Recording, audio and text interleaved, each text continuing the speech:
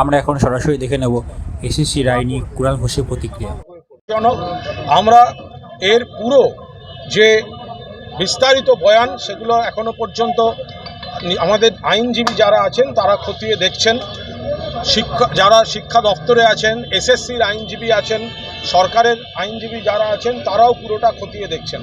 আমাদের পরিষ্কার বক্তব্য, কিছু ব্যক্তি কিছু ভুল করেছে, কিছু ব্যক্তি কিছু অন্যায় করেছে, আমরা সেই অন্যায়কে সমর্থন জানাচ্ছি না, কিন্তু যারা দোষী তারা তদন্তে পড়ুক, তাদের শাস্তি হোক। কিন্তু যারা যোগ্য প্রার্থী, সরকার মমতা বন্দ্যোপাধ্যায়ের নির্দেশে আপ্রাণ চেষ্টা করেছে যে যারা যোগ্য প্রার্থী তাদের চাকরির দরজাটা খুলে দেওয়ার। আমরা কখনো দুটো বিষয়কে মেশাতে চাইনি। যারা অন্যায় কাজ করেছে, অন্যায় করেছে, পাপ করেছে, আমরা তার নিন্দা করছি, কিন্তু যারা একসঙ্গে গোটা বিষয়টা নিয়ে রাজনীতি করছিলেন, আমরা বারবার বলেছি যারা অন্যায় করেছে তাদের শাস্তি হোক, কিন্তু যারা যোগ্য প্রার্থী, যাদের কোনো ভুল নেই, তাদের জন্য যেন চাকরির দরজা বন্ধ না হয়।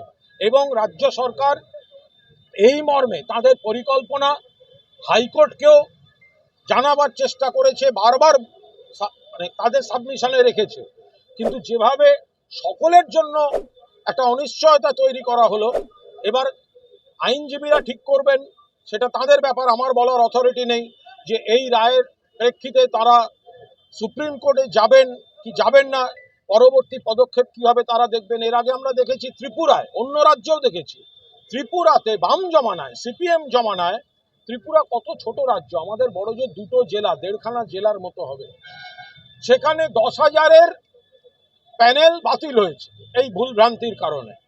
কত ছেলে মেয়ে বিপদে পড়েছে। তো এখন এই জায়গায় দাঁড়িয়ে আমরা বারবার বলছি যে যোগ্যদের চাকরির দরজাটা খুলে রাখা হোক। আদালতের রায় কিন্তু যোগ্যদের প্রতি সুবিচার হয়নি, বা ভুল সংশোধন করে সরকার যে চেষ্টাটা করছিল সেটাকেও আদালত সেই চেষ্টাটার মাধ্যমে যে ছেলে মেয়েদের যে উপকার হতো সেই উপকারের দরজাটা আদালত খুলে রাখেননি, ফলে এই জায়গা থেকে এই রায় দুর্ভাগ্যজনক। একটা কথা বলি যে গত সপ্তাহে আমরা বিরোধী দলনেতার মুখে শুনেছিলাম বোমা পড়বে, তৃণমূল বেসামাল হয়ে পড়বে।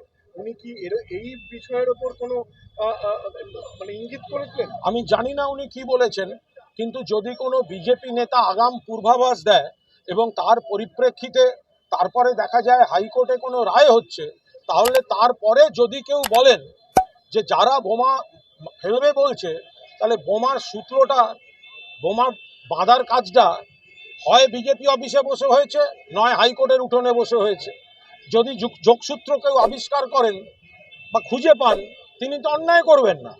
যদি এই বিষয়টাকে ইঙ্গিত করে কেউ বলে থাকেন বোমা পড়বে, তাহলে বোমাটা বাঁধা হলো কোথায়? হয় বিজেপি অফিস থেকে বেঁধে হাইকোর্টে এসছে, আর নইলে হাইকোর্ট থেকে বেঁধে বিজেপির কাছে গেছে। এই দুটোর মাঝামাঝি তো কিছু হতে পারে না। এখন কি ভেবে কি বলেছিলেন তাদের ব্যাপার। আমরা আইন, হাইকোর্ট, বিচার ব্যবস্থার প্রতি সম্মান করি, কিন্তু এই রায়টা যোগ্য প্রার্থীদের জন্য রাজ্য সরকারের যে চেষ্টা সেটা সফল হওয়ার ক্ষেত্রে প্রতিবন্ধক হয়ে গেল। Thank you.